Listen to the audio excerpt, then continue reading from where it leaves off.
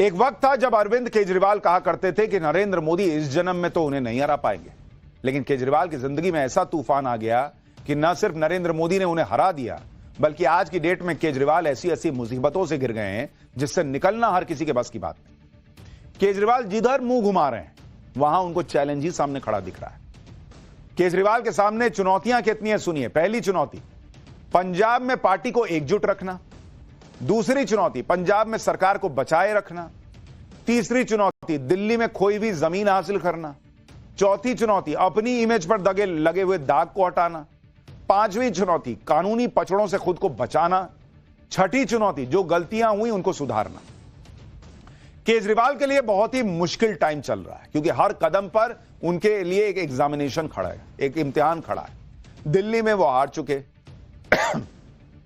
उन्हें घबराहट होगी कि कहीं पंजाब में खेला ना हो जाए, क्योंकि अब केजरीवाल के पास बची खुची अगर कुछ चीज है तो पंजाब की सरकार है। वो भी हाथ से गई तो कहां परफॉर्म करके दिखाएंगे कि नहीं नहीं मैंने गलतियां सुधार ली। जब से दिल्ली में केजरीवाल हारे हैं तब से पंजाब में हड़कंप मचा है। पंजाब में उनकी पार्टी के फ्यूचर के बारे में तरह तरह की बातें फैलाई जा रही हैं। खुद केजरीवाल के सियासी फ्यूचर के बारे में दो तरह के दावे हो रहे हैं, तरह तरह के दावे हो रहे हैं। कोई कह रहा है कि अब वो पंजाब के सीएम बन जाएंगे केजरीवाल, कोई कह रहा है कि ना वो तो राज्यसभा चले जाएंगे, कोई कह रहा है कि नहीं कहीं नहीं जाएंगे, दिल्ली पे ही काम करेंगे। इन सब बातों में कितना दम है, केजरीवाल आगे क्या करने वाले हैं ये आपको बताऊंगा। केजरीवाल ने आज पंजाब के विधायकों को जिस इमरजेंसी मीटिंग के लिए बुलाया था उसमें क्या हुआ ये भी बताऊंगा, लेकिन पहले ये ट्रेलर देख लीजिए कि कैसे केजरीवाल के कैंप में हड़कंप मच गया है। मैं भारतीय जनता पार्टी को इस जीत के लिए बहुत बहुत बधाई देता हूं। ये तो आपको भी पता होगा कि कितनी गुंडागर्दी यहाँ पे और कितना पैसा यहाँ पे चला बीजेपी की तरफ से। ये डरे हुए हैं कि हमारे आर्मी भाग जाएंगे। शांति है पार्टी के अंदर? बिल्कुल शांति है। पंजाब को कुछ लोग आज अपना पर्सनल एटीएम मानने लग गए हैं। नहीं, किसकी नाराजगी? पार्टी में बिल्कुल भी कोई नाराजगी नहीं, किसी भी कोई नाराजगी। किसने बोला?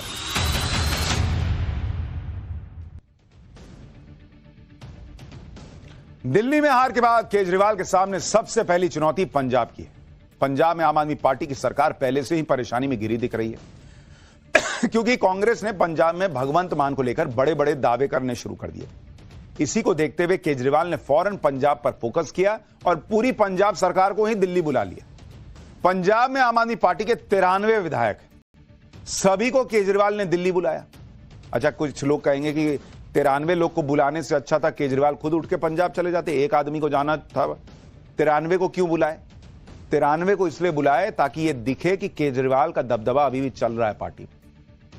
93 के 93 केजरीवाल के बोलने पर उठ के आ रहे हैं। केजरीवाल उठ के चले जाते तो माहौल बनता कि अरे केजरीवाल गए, पता नहीं कितने विधायक उनके साथ हैं। आज की डेट में माहौल यह है कि 93 को बुलाया, देखो 93 के 93 आया। दिल्ली के कपूरथला हाउस में केजरीवाल ने सभी के साथ एक बैठक की। कपूरथला हाउस दिल्ली में पंजाब के सीएम का सरकारी आवास है। यहीं पर केजरीवाल ने पंजाब के सीएम भगवंत मान के साथ भी बैठक की। बैठक में दिल्ली के चुनाव को लेकर चर्चा हुई, पंजाब के हालात को लेकर मंथन हुआ। विधायकों ने भी कहा जा रहा है कि अपनी बात कही। इस बैठक में अरविंद केजरीवाल, भगवंत मान के साथ राघव चड्ढा भी थे। आपको सुनाते हैं कि पंजाब के विधायकों और मंत्रियों ने बैठक को लेकर क्या कहा, वो सुनिए, फिर अंदर की बात बताऊंगा।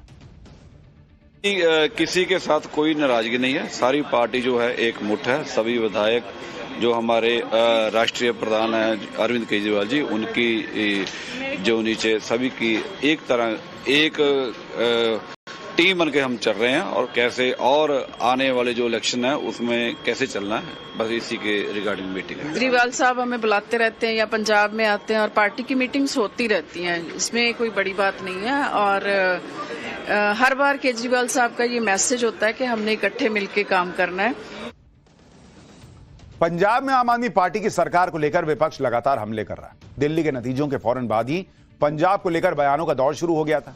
कई तरह की अटकलें लगने लगी। खासतौर पर पंजाब के सीएम भगवंत मान को लेकर सूत्रों के हवाले से दावे होने लगे कि कई विधायक भगवंत मान से खुश नहीं हैं। करीब 18 विधायक भगवंत मान से नाराज बताए जा रहे हैं। भगवंत मान की कार्यशैली से ये लोग नाराज है कहा जाने लगा।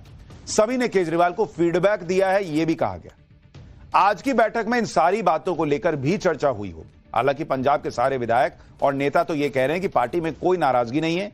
खुद भगवंत मान ने कहा कि बैठक में पंजाब को देश का सबसे बेस्ट राज्य बनाने पर बात हुई है। एक बार भगवंत मान को भी सुनिए। आज भी दिल्ली के लोग हमें यही कहते हैं कि ऐसे काम पहले 75 साल में हमने कभी सुने नहीं, ना ही देखे हैं, जितने आम आदमी पार्टी ने दिल्ली में किया। बाकी हार जीत चलती रहती है, वो ऐसी कोई बात नहीं है। आज सब हम इकट्ठे मिलके, आज सारी पूरी हमारी दिल्ली की टीम भी सारी यहाँ पे थी, तो यही एक तहैया किया है कि हम पंजाब को 2 साल पड़े अभी, पंजाब को एक ऐसा मॉडल बना देंगे कि उसको पूरे देश को दिखाएंगे। यानी भगवंत मान ये मान रहे हैं कि पिछले 3 साल में तो वो पंजाब को ऐसा मॉडल नहीं बना पाए जो देश को दिखाए। अब 2 साल में करना है क्योंकि दिल्ली हाथ से चली गई। दरअसल पंजाब में नेता प्रतिपक्ष कांग्रेस के प्रताप सिंह बाजवा हैं। उन्होंने एक बयान दिया था जिसके बाद आम आदमी पार्टी में हलचल तेज हो गई और केजरीवाल भी एक्टिव हो गए। दिल्ली के नतीजों के बाद ही प्रताप सिंह बाजवा ने कहा था कि आम आदमी पार्टी में कभी भी फूट हो सकती है। आपके 30 विधायक कांग्रेस के संपर्क में हैं। खुद भगवंत मान केंद्रीय गृह मंत्रालय के संपर्क में। अब इस बयान पर में कितनी सच्चाई है ये तो प्रताप सिंह बाजवा ही बता सकते हैं, लेकिन इसने केजरीवाल की भी नींद जरूर उड़ा दी होगी। दिल्ली में हार के बाद अगर पंजाब में कुछ होता है तो वो आम आदमी पार्टी के लिए खतरे की घंटी होगा। हालांकि भगवंत मान कह रहे हैं कि ऐसी कोई बात नहीं है। सुनिए कांग्रेस के आरोप पर भगवंत मान का जवाब, फिर बताता हूं कि केजरीवाल क्या करने वाले। ये डरे हुए हैं कि हमारे आदमी भाग जाएंगे। जो पार्टी हर बार यही कहती है कि हमारे आदमियों को 20 करोड़ 50 करोड़ 15 करोड़ में खरीद रहे हैं, एफआईआर कराने की बजाय एफआईआर नहीं कराते तो ये बोलते हैं। तो जो वहां से भागकर आ रहे हैं, आज चीफ मिनिस्टर कैबिनेट की मीटिंग भी कर सकते थे। तो ये देखिए अलग अलग जो पार्टियां उनको इनके एमएलए कांटेक्ट कर रहे हैं। प्रताप बाजवा पिछले 2.25 साल से यही कह रहे हैं, तो उनको कहने दो, उनके पास है नहीं। उनको बोलो जी हमारे विधायकों की बात गिनती मत करो, अपने गिन लो दिल्ली में कितने हैं, तीसरी बार। तो मतलब वो तो कहते रहते हैं, पहले भी कहते थे 40 आ रहे हैं 20 आ रहे हैं, ये इनकी फितरत है, कहने दो। यानी भगवंत मान तो कह रहे हैं कि भैया वो तो बोलते हैं, उनका क्या है, बोलने दो, हमारे सारे विधायक इंटैक्ट। अब केजरीवाल के सामने चुनौती है कि वो पंजाब में अगर कुछ गड़बड़ है भी, जिसको तो भगवंत मान तो डिनाई कर रहे हैं, तो अगर है कोई गड़बड़ी तो उसे ठीक करें, और अगर सब ठीक है तो पार्टी को और संगठित करें। आज पंजाब के नेताओं के साथ बैठक में केजरीवाल ने कहा कि पंजाब सरकार के काम पर लोगों की नजर है, अगर काम नहीं होगा तो दिक्कत होगी। अगर कोई अधिकारी बात नहीं सुन रहा है तो विधायक सीधे उनसे कांटेक्ट कर सकते हैं। केजरीवाल पंजाब पर जिस तरह से फोकस कर रहे हैं उससे यह भी चर्चा हो रही है कि क्या केजरीवाल अब पंजाब का रुख कर सकते हैं। जैसे कहा जा रहा है कि केजरीवाल अब पंजाब के मुख्यमंत्री बन सकते हैं या पंजाब से राज्यसभा के सदस्य बन सकते हैं। हालांकि इन चर्चाओं में उतना दम नहीं लग रहा, क्योंकि केजरीवाल के सामने जो चुनौतियां हैं वो पहले उनसे निपटेंगे। केजरीवाल ने जो गलतियां की हैं उनको सुधारना होगा, तभी वो अपना खोया हुआ स्टेटस हासिल कर पाएंगे।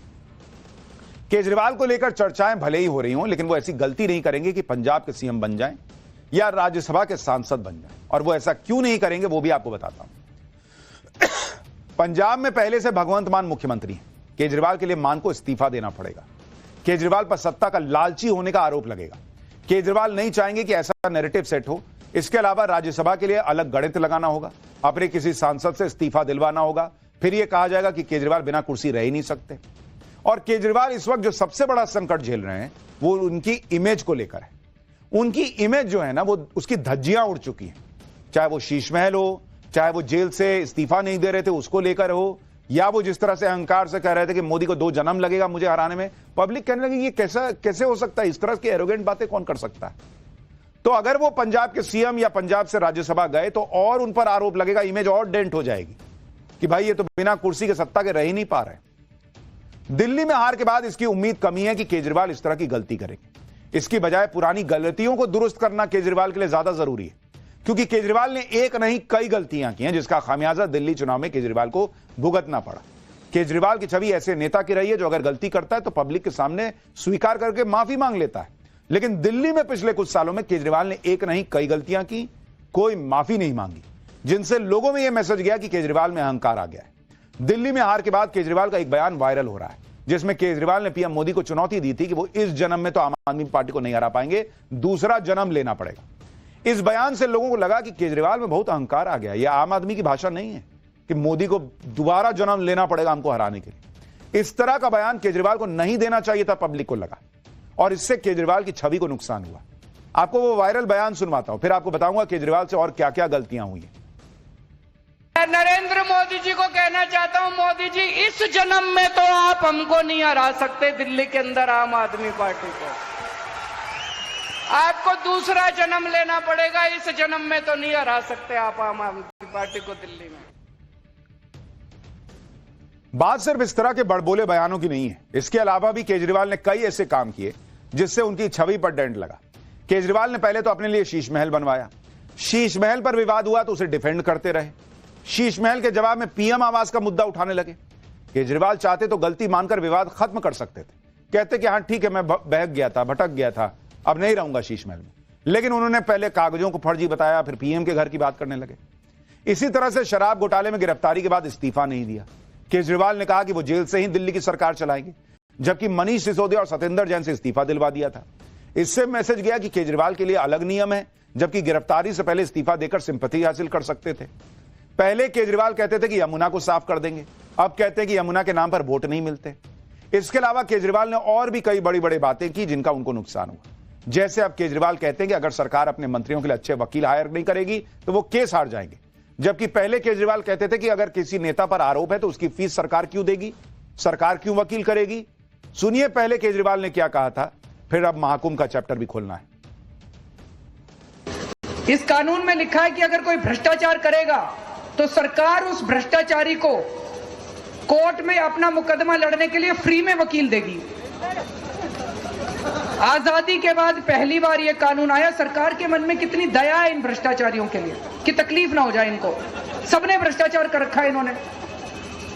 तो अब राजा को सरकार फ्री में वकील देगी, कलमाडी को सरकार, बेचारा आम आदमी तो दुखी होता रहता है, वो तो हाईकोर्ट जा नहीं सकता, उसके पास तो वकील नहीं होता, जेब में पैसा नहीं होता। इन भ्रष्टाचारियों को सरकार फ्री में वकील देगी। तब केजरीवाल को लोगों के पैसे की चिंता थी। आज जब उन पर भ्रष्टाचार के आरोप लगे तो अभिषेक मनु सिंह भी वकील कर लिया। उनके करोड़ों की फीस जो है वो सरकार दे रही थी। पब्लिक पूछ रही है कौन से केजरीवाल है भाई। तो केजरीवाल को पहले अपनी छवि पर जो डेंट हुआ है उसको रिपेयर करना होगा।